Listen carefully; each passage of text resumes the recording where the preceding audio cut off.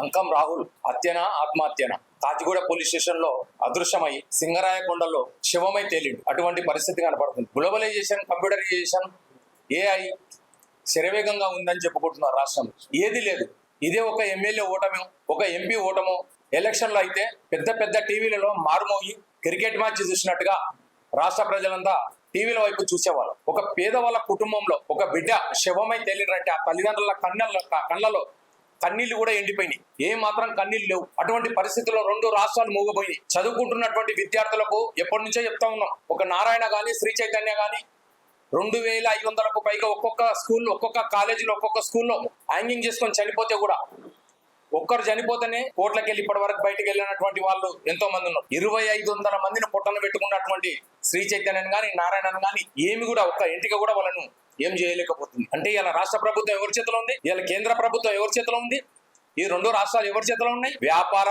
వ్యాపారం ఎవరైతే చేస్తున్నారో వాళ్ళ చేతిలో ఉంది. ఓటర్లు ఎక్కడున్నారు? వ్యాపారస్తుల చేతిలో ఉన్నారు. అటువంటి పరిస్థితి. అంటే ఒక విద్యార్థి చనిపోయిండు అంటే ఆత్మహత్య చేసుకున్న ప్రభుత్వ విఫలం, కాలేజీ విఫలం. మర్డర్ చేసిండ్రు అన్న కాలేజీ విఫలం, రాష్ట్రంలో ఉన్న ప్రభుత్వ విఫలం. మేమేం చెప్తున్నామంటే దీన్ని క్షుణ్ణంగా పరీక్షించలేకపోయారు. ఇప్పటి వరకు 20 రోజులైంది. శవము కూడా తల్లిదండ్రులకు చూపించలేదంట. ఊహించగలరా? ఒక్కసారి మీ పిల్లల ముఖం తక్షణమే చూసుకుంటారు అనుకుంటా, ఈ టీవీ చూసుకుంటాం. అటువంటి స్థితికి దిగజారిపోయినటువంటి ఈ ప్రభుత్వాలకు హెచ్చరిక చేస్తా ఉన్నా. మీరు ఇటువంటి విషయాలను ఆషామాషిగా తీసుకుంటే రేపు ఎన్నికలకే దాడి వస్తుంది. ఈ దొంగలకు ఓటు ఎందుకు వేయాలి? ఈ దోపిడి దొంగలక మేము ఓటేసింది ఓట్లు వేసే యంత్రాలమా, పల్లకిల్లి మోసే బోయిలమా, చిందాబాదులు కొట్టే కార్యకర్తలమా, రాజకీయ బానిసలమా? బానిసలుగా చూస్తున్నారు బిడ్డ. ఖబర్దార్, సిగ్గు శరం ఉందా? తెల్ల బట్టలు వేసుకొని అసెంబ్లీకి పోయి, తెల్ల బట్టలు వేసుకొని పార్లమెంట్కి పోతే తుప్ప ఉమ్మిస్తారు బయటకు వచ్చినాక. ఇటువంటి పరిస్థితి. ఒక బిడ్డ చనిపోయిందంటే కూడా 20 రోజులైందంటే ఎక్కడ ఏ టీవీలో న్యూస్ లేదు, ఏ ఛానల్లో కూడా ఈ మాట లేదు. వాళ్ళ కళ్ళ కన్నీళ్లు ఎండిపోయిన 20 రోజుల నుంచి. రేపు 21 రోజు అంటే వాళ్ళ బిడ్డ పుట్టిన తర్వాత బర్త్డే 21 రోజున తొట్టెలేసిన రోజు, పేరు పెట్టేటటువంటి రోజులు కూడా ఆ బిడ్డ ముఖం చూసుకోలేనటువంటి పరిస్థితి. ఇటువంటి దుస్థితిలో రెండు రాష్ట్రాల పాలన కొనసాగుతుంది. రాష్ట్ర ప్రజలంతా కన్విన్స్ కావాలి. అంతా మీ బిడ్డలను పల్లెల నుంచి పట్టణాలకు, కాలేజీలకు పంపిస్తున్నామని మురిసిపోతున్నారు. ఇదే పరిస్థితి. ఎవరిని నమ్ముకొని పంపిస్తారు మీరంతా? రాష్ట్ర ప్రభుత్వాలను నమ్మా, కేంద్ర ప్రభుత్వాలను నమ్మా? ఈ ప్రభుత్వాలు దొంగ ప్రభుత్వాలు, దోపిడి ప్రభుత్వాలు. ఓటు వేసేంత వరకే నీ భుజం ధరుతాడు, నీ ముక్కుల సిమెంట్ తీస్తాడు, నీ మనమని ముట్టిగలుగుతారు. ఈ దొంగ రాజకీయాలకు మనం ఓటు వేసేటప్పుడు సిగ్గుండాలి, పట్టించుకోవాలి. ఏం జరిగిందని చెప్పేసి అడగాలి. ఎవరికో ఏమైందంటే ఒక్క రాష్ట్రం నుంచి వచ్చి పవన్ కళ్యాణ్ ఎవరినో పలకరి ఎన్నికపోయినట్ట. నీ రాష్ట్రంలోనే జరిగింది ఇదంతా. నువ్వు పట్టించుకోవు, ముఖ్యమంత్రి పట్టించుకోడు. ఫోజులను మాత్రం యాడ్లు ఇస్తారు, టీవీలలో పెద్ద పెద్ద యాడ్లు ఇస్తారు. ఎవరు వీళ్ళని రక్షణ జరిగేది? ఈ పిల్లగాడు బతుకుతుంటే కలెక్టర్ అయ్యేటోడో, ఐఏఎస్ ఆఫీసర్ అయ్యేటోడో, ఐపీఎస్ ఆఫీసర్ అయ్యేటోడో, మొన్న తమిళనాడులో విజయగిన సీఎం అయినట్టు సీఎం అయ్యేటోడు. ఎవరి అదృష్టం ఎక్కడ రాసి పెట్టిందో తెలియదు. మనం అనుకున్నామా రేవంత్ రెడ్డి ముఖ్యమంత్రి అవుతాడని? రేవంత్ రెడ్డి ముఖ్యమంత్రి అయిందంటే గోడలకు పోస్టర్లు అతికించి జెండాలు పట్టుకొని, మా ఆత్మీయ సోదరుడు ఆయన కూడా, నా పాలమూరు జిల్లానే అయినది కూడా. కానీ సిగ్గు శరంతో పాలన చేయాలి. అందరూ రోషం రావాలి, కళ్ళల్లో కన్నీళ్ళు రావాలి, వాళ్ళ ఆవేదన చూడాలి, వాళ్ళ ఆకలి చూడాలి.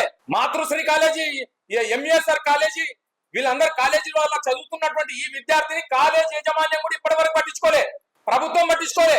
ఏడ్చుకుంటూ రాజ్యాధికార పార్టీ అంటే ఒక దాసు సురేష్ సంప్రదించారంటే ఎన్ని అడుగులు దాటుకుంటే వీళ్ళ వరకు వచ్చిండ్రు. ఇక్కడ నా ఆత్మీయ సోదరుల, మిత్రుల టీవీలో మాత్రమే కనబడుతుంది వీళ్ళ గోస. అదే పెద్ద టీవీలో అయితే యాడ్లు నారాయణ నారాయణ, శ్రీ చైతన్య ఇదారా సిగ్గుచేయడం లేనోళ్ళు. మొన్న స్టేట్మెంట్ ఇచ్చినాం, చదువుకున్న వాళ్లకు సర్టిఫికెట్ తప్పకుండా ఇవ్వాలి. హైకోర్టు, సుప్రీంకోర్టు, రాష్ట్ర కేంద్ర ప్రభుత్వాలు జీవోలు తీసినాయంటే కూడా సిగ్గు శరాలు లేకుండా సర్టిఫికెట్లు కూడా దాపెట్టుకుంటున్నారు. ఆ పిల్లగాడు నిజంగా కూడా ఫీజు కట్టలేక చనిపోవచ్చు, చెప్పలేను. ఎవరైనా హ్యాంగింగ్ చేసి బండ కట్టి చంపేయచ్చు. బండ కట్టుకొని ఆ శవాన్ని చూసిన పోలీసు వాళ్ళు ఇది ఆత్మహత్య కాదు హత్య అని చెప్పిరంట. హత్యకు గురైతాడు ఆ విద్యార్థి ఓటు కావాలి. విద్యార్థి చనిపోతే వాడిని పలకరించడానికి ఒక్క నాదుడు లేడు. అన్నమో రామచంద్రాన్ని ఏడవాలన కన్న కడుపు ఏమై చనిపోయిండు? ఏమన్నా అయిందా? అంటే విద్యార్థి అదృశ్యమైపోయి చనిపోయిందన్న వార్త వింటే వాళ్ళ గుండెలు ఏం కావాలి? ఇది రాష్ట్ర కేంద్ర ప్రభుత్వాలు కొనసాగుతున్నాయి. నేను ఒకటే డిమాండ్ చేస్తా ఉన్నా, వాళ్ళ కుటుంబానికి కాలేజీ వ్యవస్థ ₹1 కోటి ఎక్స్ప్రెషన్ ఇవ్వాలి. రెండు రాష్ట్రాలు కూడా ₹1 కోటి ఎక్స్ప్రెషన్ ఇవ్వాలి. ఇవ్వకపోతే రాష్ట్ర వ్యాప్తంగా పెద్ద ఉద్యమాలు తీసుకొస్తాం. మీరు ఓట్ల కొరకు ఉద్యమాలు చేస్తారు, శవం కోసం ఉద్యమాలు తీసుకొస్తాం. విద్యార్థి శవం ఇది. ఎక్కడ పోయిన విద్యార్థి సంఘాలు, ఎక్కడ పోయిన యువజన సంఘాలు, ఎక్కడ పోయిన బీసీ సంఘాలు, ఎక్కడ పోయిన రాజకీయ పార్టీలు ఊడుగం బట్టి రంగురంగుల జెండాలు, మాయల మాటలు, మంత్రాల మాటలకు మేము మోసపోయి మీకు ఓట్లు వేసే యంత్రాలుగా మారిపోతున్నాం. ఆకలి, అమాయకత్వం, అజ్ఞానం, పేదరికం, దోపిడీ, పీడన, వివక్షత కింద, ఉక్కు బాధల కింద మమ్మల్ని నడిచివేస్తా ఉన్నారు. ఇదా ప్రజాస్వామ్యం? ఇది ధనస్వామ్యం మూలం కాదా? ఇది పేదవాని కడుపుకోత కాదా? వాళ్లకు న్యాయం చేయకపోతే బిడ్డ మీ కుటుంబాలకు కూడా ఎన్నడో ఒకనాడు ఆ భగవంతుడైనటువంటి వాడు ఉన్నాడు. ఇక్కడ ఉన్నాయి వందల కెమెరాలు, సీసీ కెమెరాలు కాదు సాక్ష్యం పలికేది. అందరికి కనిపించినటువంటి ఒక కెమెరా ఉంది బిడ్డ, అదే దేవుని కన్ను. మీకు కూడా ఇదే గతి పడుతుంది, మీ బిడ్డలకు కూడా ఇదే గతి పడుతుంది. రాజకీయ నాయకులారా ఖబర్దార్. దేశం అంటే ఇలా ప్రజాస్వామ్యం అంటే మీకు కేవలం చిన్న చూపు అయిపోయింది. 1000 కాకపోతే 2000, 2000 కాకపోతే 5000 ఇచ్చి ఓటేపించుకున్నామని మురిసిపోతున్నారు. కానీ కాలగర్భంలో కలిసిపోక తప్పదు. మీరందరూ కూడా ఒకనాడు కాలగర్భంలో కలిసిపోక తప్పదు. బతకడం అంటే నీకోసం, జీవించడం అంటే పరుల కోసం జీవించేటటువంటి తత్వాన్ని నేర్చుకోండి. నీకోసం నువ్వు జీవిస్తే కుక్కతో సమానం. సమాజం కోసం, పేద ప్రజల అభ్యున్నతం కోసం జీవిస్తే చుక్కతో సమానం. మీరు స్టార్లు అయ్యేటటువంటి పరిస్థితి తెచ్చుకోండి. ఇక్కడ గోడల మీద బొమ్మలు ఉన్నాయి. ఎవరి బొమ్మలు ఉన్నాయి? స్వామి వివేకానంద, గౌతమ బుద్ధుడు, శంకరాచార్యుడు, అంబేద్కర్, జ్యోతిరావు పూలే, ఇటువంటి బొమ్మలు ఉన్నాయి. దోపిడి దొంగల బొమ్మలు లేవు. మీరు దాచుకొని భూములు, సంపాదన, మీ భార్యల మెడల మీద ఏసీ రూములు, ఏసీ కార్లు, ఏసీ అసెంబ్లీ, ఏసీ పార్లమెంట్ కాదు మీకు కావాల్సింది. ఇట్లాంటి పేద బిడ్డల కడుపు కోతను చూడండి. ఆ తల్లిదండ్రుల కోస చూడండి. ఆ బిడ్డ బతుకుంటే వీళ్ళు ముసలి అయ్యి వీళ్ళు మంచాన పడ్డంత వరకు కూడా ఆ బిడ్డ సాకుతుండే వీళ్ళని. అటువంటి సాకేటంత వరకు కూడా ఎన్ని రూపాయలు, ఎన్ని లక్షలు ఖర్చు అయ్యేవో అన్ని లక్షల రూపాయలు, అన్ని కోట్ల రూపాయలు వీళ్ళకి ఇవ్వాలి. కన్న తల్లి కడుపు కోత మామూలుగా ఉండదు, కడుపు కోస మామూలుగా ఉండదు. వీళ్ళ ఉసురు మీకు ఈ ప్రభుత్వాలకు, కాలేజీ యజమాన్యానికి ముట్ట ముందుకే వాళ్లకు మాత్రం తక్షణమే న్యాయం చేకూర్చేంత వరకు కూడా ఇవాళ ఎంబీఎస్ఆర్ కాలేజీ ముట్టడిస్తాం. ప్రభుత్వాన్ని కూడా ఇందిరా పార్క్ దగ్గర దీక్ష, దాసు సురేష్ గారి ఆధ్వర్యంలో ఇందిరా పార్కుల దగ్గర కూడా దీక్షలు పెడతాం, రస్తారోకలు చేస్తాం, ప్రభుత్వాన్ని ఎండగడతాం. తప్పకుండా న్యాయం చేకూర్చాలి. వాళ్ళకు జరుగుతున్నటువంటి మామూలు అన్యాయం కాదు. ఆ బిడ్డ ఒక హీరో కంటే గొప్పవాడు. ఎంత అద్భుతంగా ఉన్నాడు చూడు. అంకం రాహుల్ ఇంతకంటే అందగాడు ఉంటాడా? ఏమైందని చనిపోయిండు? ఏమన్నా లవ్ ఎఫర్ ఉందా? ప్రేమ కోసం చచ్చిపోయిందా? ఒక్క మాట మాట్లాడకుండా తల్లిదండ్రులు ఇక్కడి నుంచి వెళ్ళిపోయేటోడు. నా బిడ్డ ప్రేమ కోసం ఇది అయిందని. ప్రేమ కోసం కాదు, ఇది మొత్తం కుట్ర. ఫీజు కుట్ర ఉంటది, లేదా ప్రభుత్వ కుట్ర ఉంటది, లేదా మీరే ఏదో చేసి ఇదై ఉంటారు. కానీ ఇటువంటి బిడ్డను వెలుపలికి తీసి ఎక్కడ పోయిందా పోలీస్ యంత్రాంగం బయటికి తీసి డిఎన్ఏ చెక్ చేస్తారా? బ్లడ్ చెక్ చేస్తారా?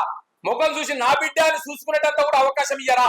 అంటే తోడలేనంత బొంద లోపల పెట్టినరా?